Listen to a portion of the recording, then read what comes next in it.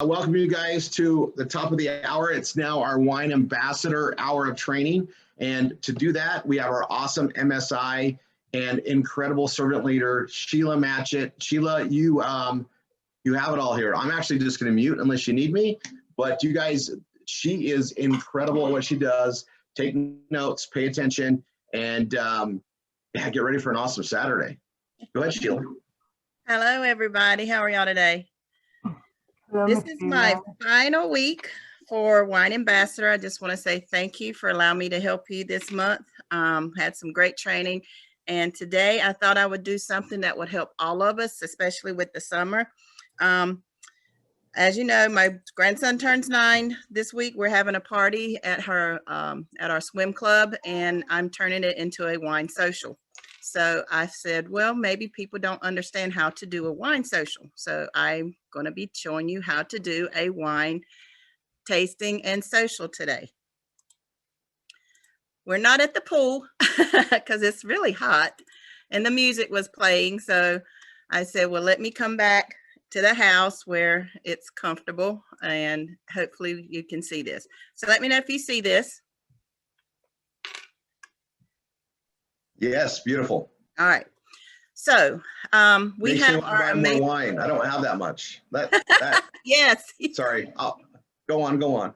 You're fine. So in our Wine Ambassador, like Roy says, we have amazing wines, and people are not familiar with it. They don't know the taste of a great wine.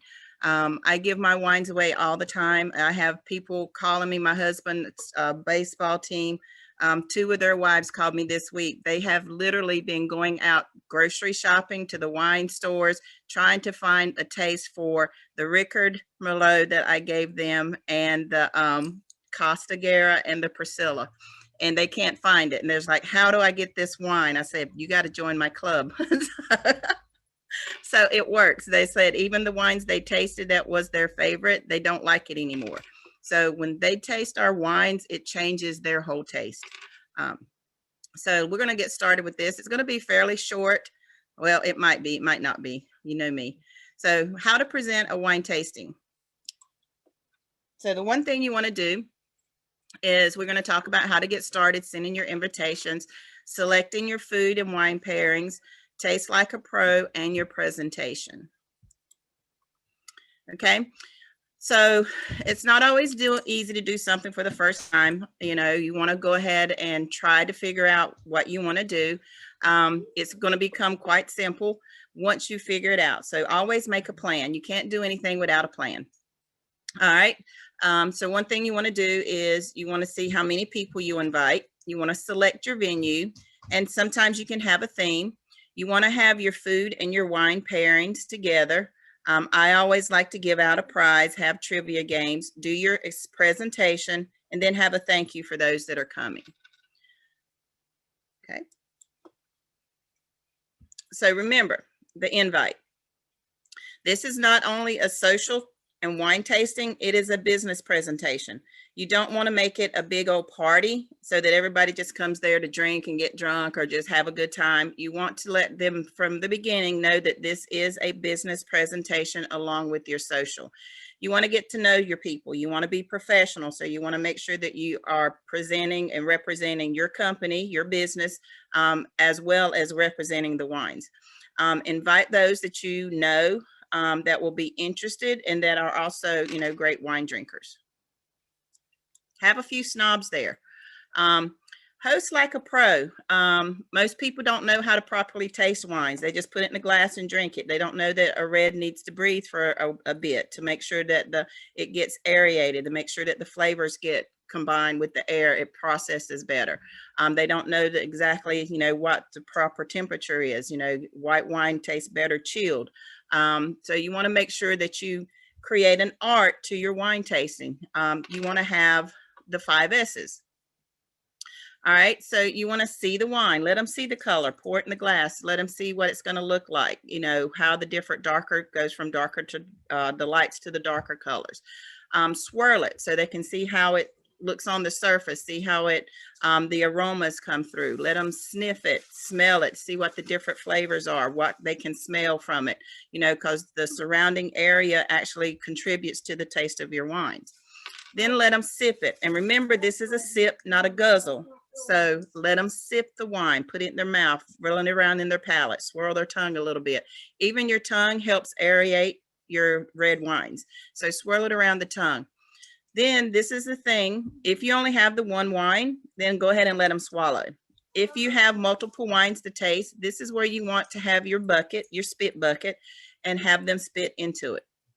So once they do that, sorry. Once they do that, then you also want to make sure that you have some lemon water, white, just plain water, some seltzer, so that they can swish their mouth and clean their palate for their next tasting. Okay. All right, that's what I just talked about. And then you want to talk about your venue.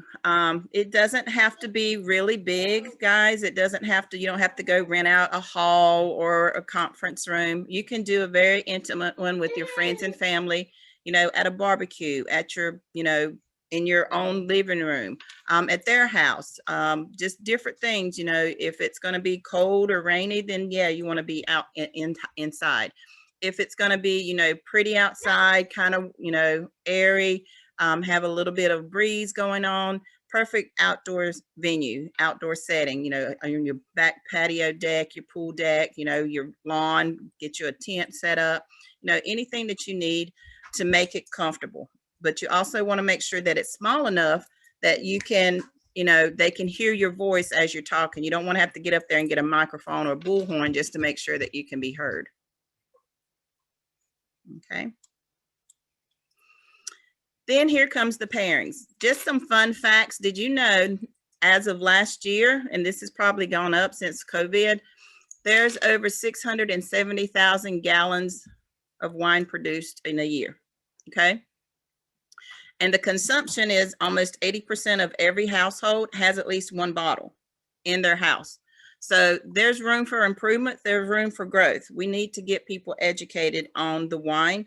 There's great benefits to wine, especially the red wine. So you have different avenues that you can pursue to let people know that there are healthy benefits to having a glass of wine every night before you go to bed, or even during the day. It helps calm you. It helps to relax you. It helps with blood circulation.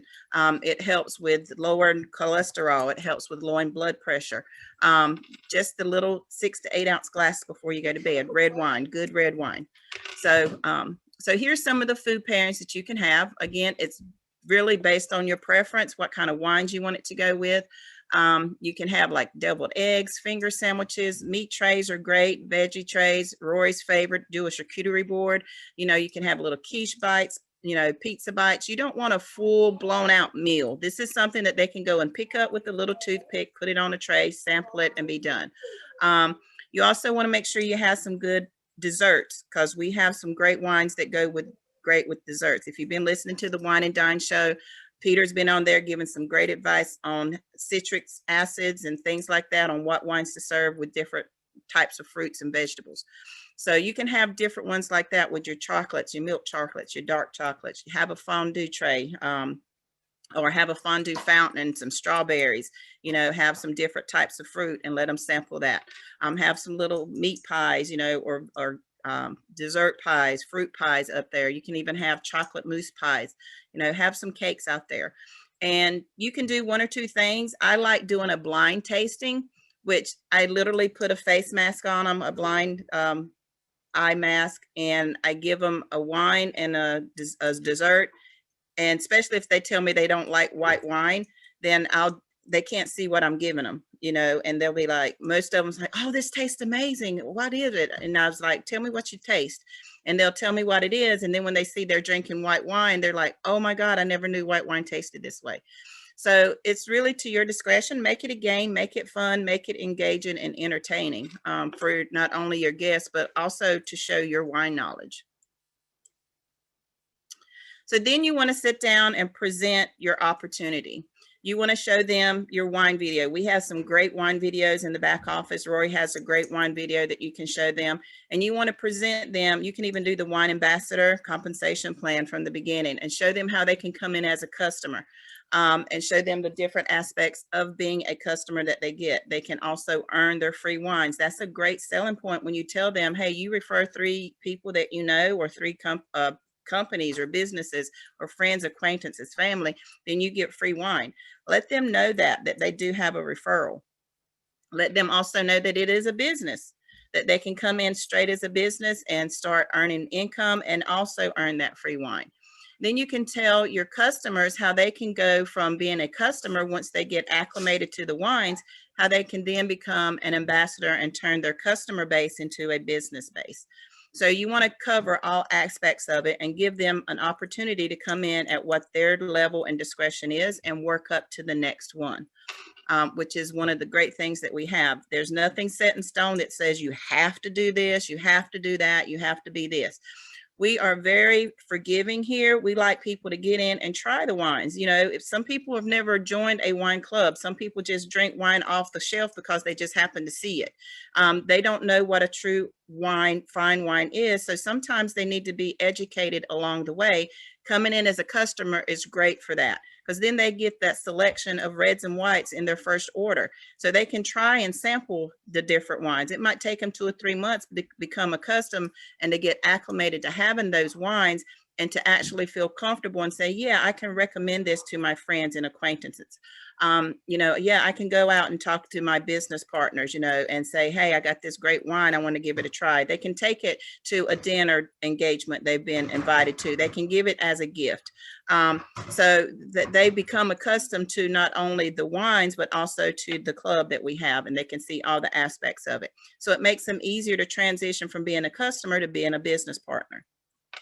So don't ever rush people, but always let them know we have this option for you when you are ready. But a customer is always the best place to get started. Gifts and prizes. Like I said, I'm a gift giver. I like to make sure that people feel welcomed whenever they show up to anything that I invite them to. I want to show my appreciation for them coming and experiencing this with me. And I always have little gifts. You know, I always have one for the host. If I'm going to somebody's house, that I give them a gift. And it's usually something that I know them personally, that's their favorite. If they like, you know, having spa days, I get them a spa ticket, you know, to their favorite spa place, you know, give them a wine, some, you know, loofah sponges, some scented soaps. My daughter's a Scentsy rep, so I always do a big order with her, and fill up a basket. And then I have one for a raffle, you know, somebody that comes in, I make them fill out their name, email, phone number at the beginning. I have my computer set up for my Response Magic, and they fill it out. And they're all time sensitive. So then once they come in there, I put their name in a hat, and I let the host pull a name, and then whoever gets out, they get the second basket. And then I always have wines to give away.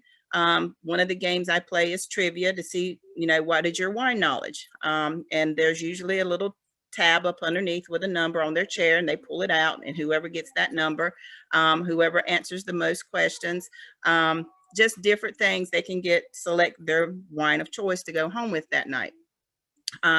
You know, just different things that you have. And then at the end of it, you always want to let them know there's still more. You know, if you have stuff left, go ahead and let them try their favorite wine that they liked.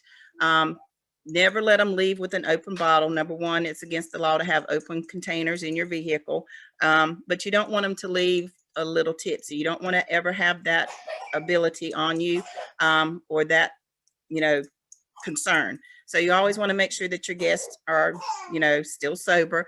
Remember, this isn't a wine drinking. This is just to come in and let them sample and see what you have to offer as a business. And then you want to let them know that you're going to be hanging around for a few minutes, to let them know, hey, if you got any questions, I'm here to answer your, you know, I'm here to help direct you. Have a couple of laptops set up, you know, go ahead and let them sign up there. I always have a gift for whoever signs up as the first customer, whoever signs up as the first ambassador, whether it be an estate, you know, if they come in as a reserve, if they come in as a grand cru. So I have a gift for each one of those stations. Again, and then I just let them, you know, walk around, mingle. You'd be surprised how many people will you know, depending on your group, will set up an appointment from that. Hey, can you come and do this at my house? I got some friends that I think would be interested in it. Set up another social, you know, and introduce them. Say, yeah, that'd be great. And pull out your calendar. Let them see how busy you are. Pull out your calendar, set it up in there, and get to the next one and be ready. Brett did, what was it? Back last November, he did a suggestion, and I've tried it. I don't know if y'all have ever been to a red solo party. There's people that around here have solo parties as fundraisers, and you come in and you buy a red solo cup, and then you get to taste all the beers that they have available based on your solo cup. And you have a number on the bottom of the solo cup on how many beers you can taste, you know, 4 or 5, depending on what you paid for your cup. You can do the same thing with wines. You can have a wine tasting, you can have a wine fundraiser, and they buy a wine cup or a wine glass. They have disposable ones you can buy at the Party City has them, Michael's has them, a lot of the Dollar Tree, Dollar General, you can get them 6 to 12 in a pack.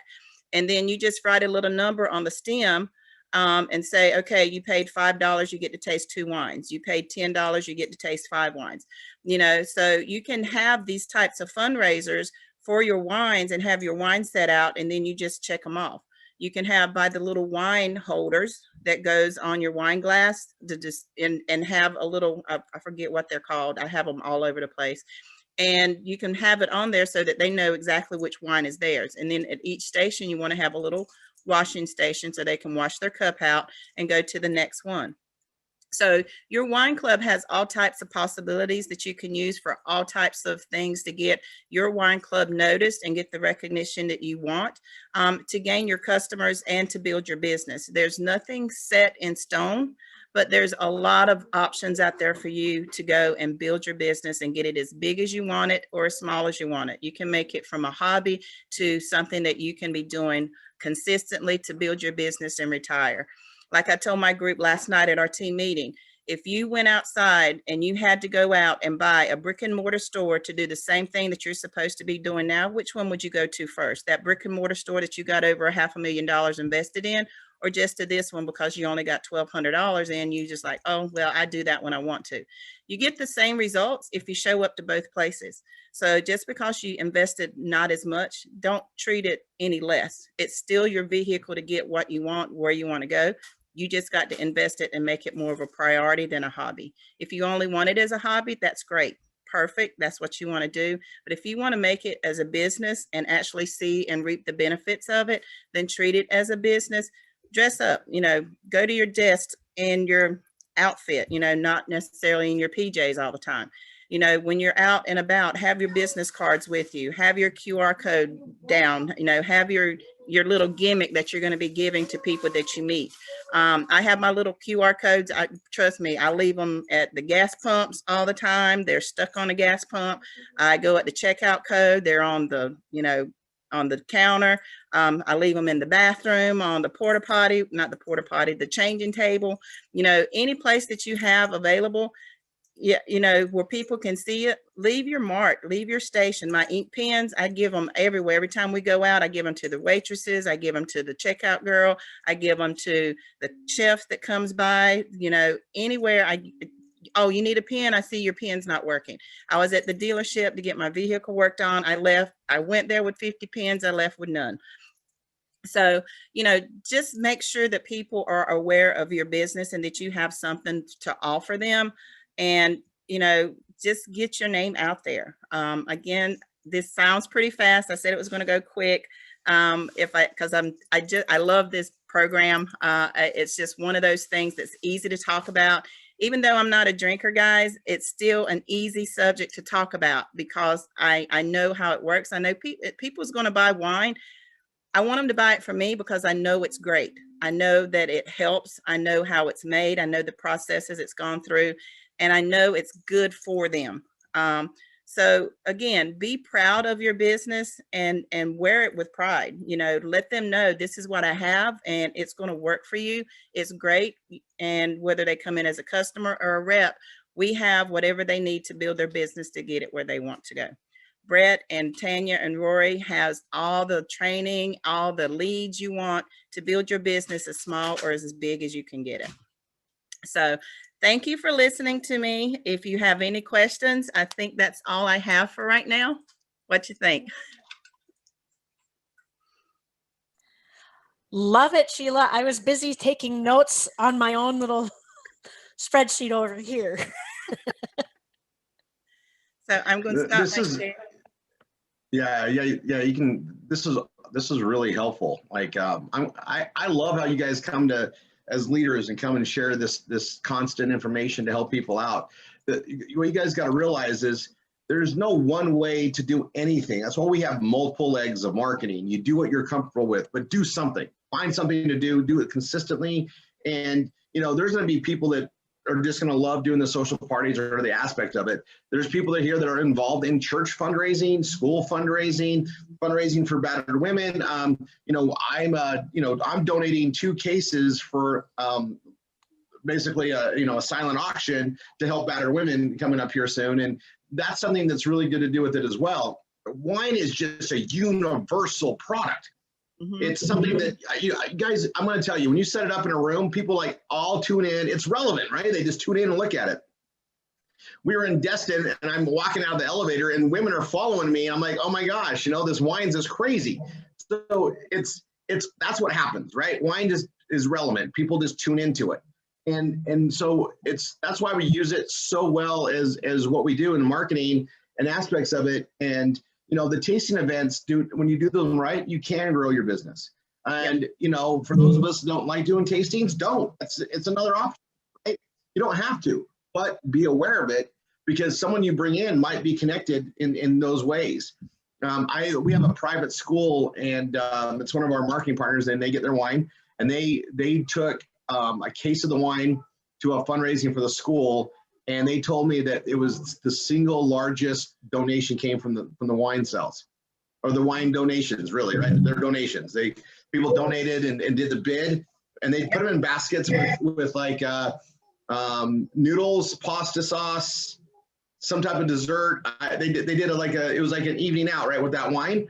But they talked about the wine. I said, like, people don't know what it is, so you can explain where it comes from, and and their story was good, right, because they tied it in there.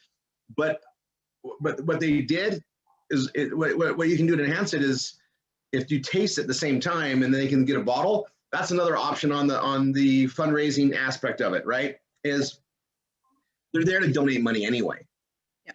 And everybody that goes to a fundraiser, they came to donate money anyway, right? So now we're going to get exposure to that.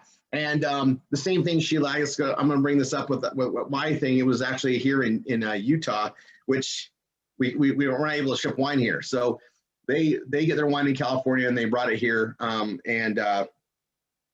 Anyway, they did the test. They did the tasting with it, and then they did the auctions and people liked the wine and they bidded more. And she's a really good fundraiser. And then they went to the liquor store to find more and it's not there. It's not there. And it created a little bit of a havoc. She had a dozen women that wanted to get the wine and we can't ship here yet. And so she's got a list. She's like, Rory, when do you get? Every time I see her, she's like, they are still asking me when they can get that wine. I said, well, we're working on it. But that's how it works too, right? Our wine speaks for itself if we let it speak, right? We got to let it speak. And that's why doing the tastings and then, do that out there, but don't overdo it. Give them a little bit. A little bit goes a long way here because they're not going to, it's just how it's going to be fun. Yeah. I know that one of my biggest baskets that I give out is, like you said, I have a wine in like my pasta basket. I'll have a pasta dish or a recipe for a pasta dish with either chicken, pasta dish, and I'll have all the dry ingredients and then a bottle of white wine and then say, just do your chicken. And they're like, what? I was like, you got a meal in a basket, so it's just a great idea because then they can sample it to go home and they'll come back. Oh my God, where can I find? And like I said, the 2 ladies that I have now, literally, she sent me her receipt, the money she spent. I even told her, I said, you could have had a case of wine with what you just spent. Yeah. Oh, absolutely. Right. Yep. But it is, guys, it's just one of those things. Like I said, if you're not big on doing wine tastings and socials, just hand them a bottle of wine and say, if you like it, give me an idea, let me know. I can show you where to get it. The wine will sell itself. You just have to let them know you're available and where to get it from.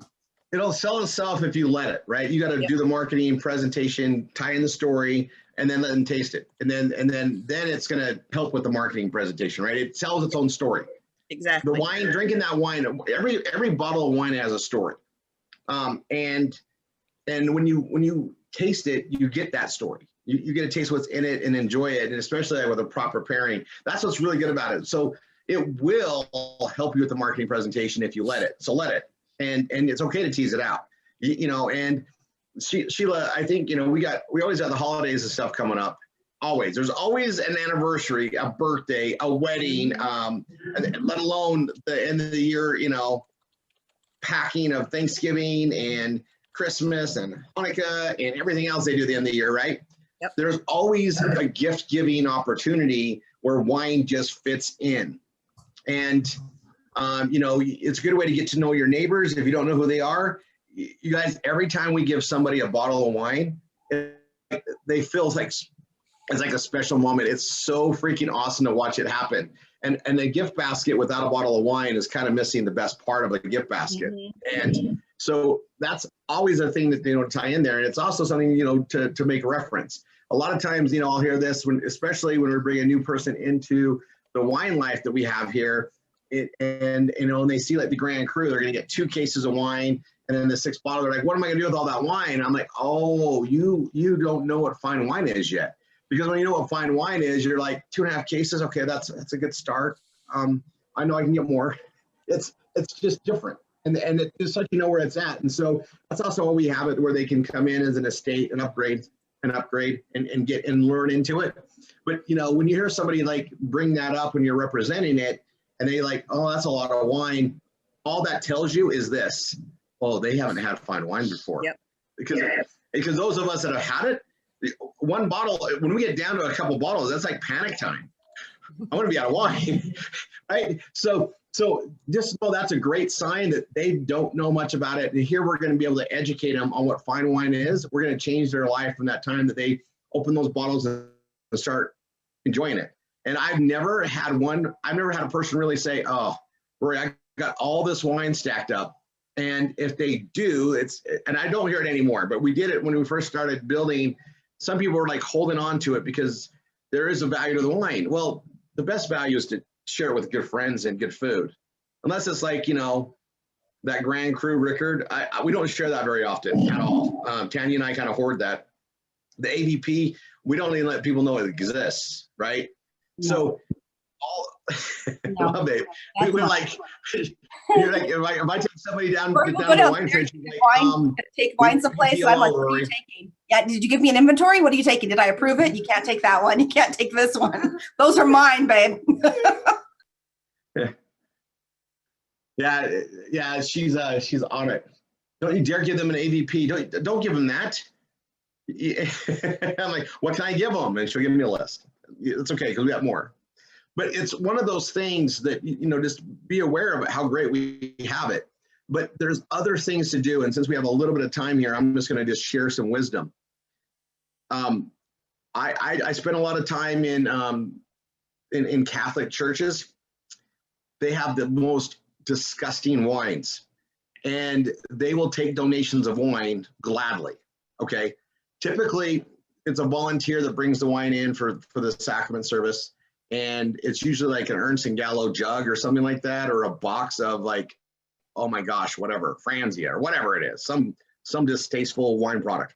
And it's meant to be a proper wine. I'd get really and so they'll take that. Well, that's a donation, and that's a donation that you can literally offset against your taxes and everything else. But it's probably one of the best donations you can give the congregation. They are going to appreciate that. Now, I know we have I'm going to tell you, it's going to spread. They're going to get a little taste at a time, right? Little taste at a time. Maybe you put some, and maybe it's Pinot Noir one time, maybe it's a Merlot. It's going to raise the questions up, and it's going to make it a more interesting time. So if for some reason, you're in that situation where you personally don't drink wine or can't drink wine, and no one in your family does for whatever reason, there's churches that will gladly take it as a donation. It may not make it to the sacrament service, but they'll take it as a donation.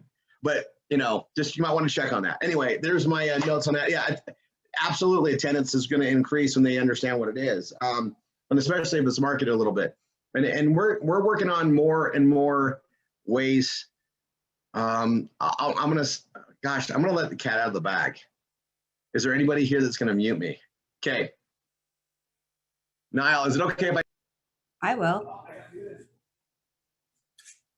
It will all day long, guys. I have no shame. No shame there, friend. You did not ask me, so I don't know what you're doing. I won't mute you, Tanya. I just muted Rory. Thank you. I don't know if Brett will allow this either, because we got to keep this tight. I know what I can say. I promise you I'm okay to say this. Yeah, Brett, this is funny. I wasn't going to announce it till Monday on the opportunity call, and there's a lot of stuff happening. So I'm going to do it. I'm going to do it now. And you guys spent the time to come here for the training, so I'm going to reward you. When I say we, it's an amazing team that's making this happen, but we're going to be, we pretty much have sold, I'm pretty sure we've sold out the Grand Cru event for this year. Everybody that's going is going. We maxed the capacity for what we were going to be doing there, and it's going to be insane, you guys. It's going to be so awesome. And we decided to do a live broadcast of the event for everybody at home to watch. Okay, and there's obviously some cost to it and some things that are there. So we're going to sell tickets. The tickets are going to be $24.95 or $24.99, and you're going to get your discount off of that based on being estate or reserve, so 10% or 15%, just like we do everything in the back office. And if you're a Grand Cru, you get to watch for free. You get to watch for free. So if you're a Grand Cru, you can watch for free from home. You'll log in from your back office like we did the event last November, and you'll be able to tie in and participate in the first day only. We're not going to be doing the sunrise. The sunrise is going to be a very special moment, and I wanted to make sure that the staff and everybody that would be recording and doing that was going to be in tune with that. It's a celebration when we do that, and so but the first day there, I guess the second day there, but the actual 6th when we get there for our evening of incredible food and wines and the celebration and awards and everything for our incredible leadership and everybody that's been just working really hard for the last year, that we're going to share with everybody or give you the access to it. And if you're Grand Cru, you'll just click in from the back office. You won't even be asked to buy or put anything in. It's just going to be included. And so that's even more value for you Grand Cru members. And I got to tell you, a lot of this, I'm gonna put a lot of this is on a couple of our great Grand Cru ambassadors, leaders that are really doing a lot of good job. I actually see that he's in here. This was really meant to help those that couldn't make it. And Tom DiBartolo, you guys can thank him because he got to my heart because he can't make it and he does so much. So I wanted to have him there as much as we could. So it's a big reason why we did this is because of awesome instructors and leaders such as Tom. So Tom, I'm not sure if I see you on here, but that we put it to vote and that's what we decided to do. So anyway, it's going to be, guys, it's going to be incredible. So we'll be getting the full agenda out. I know we put out most of the stuff there. It's going to be an incredible time. Those of you that aren't able to make it, we are absolutely going to miss you. And we overdid the numbers that we expected, which is awesome. So we're going to be working on the permits next year. We will absolutely be able to do more, but it's going to be different next year. It's going to be, we're going to have some fun. You guys, we're growing, right? And so we're going to have more fun as we grow. So, just slate it on your calendar, Labor Day next year, get ready for it. Plan on it, and add it to your, to your goals and directions. Okay, I'll be quiet on the rest. Well, that's all I had for today. So I guess we'll have a short afternoon and be ready for our 1 o'clock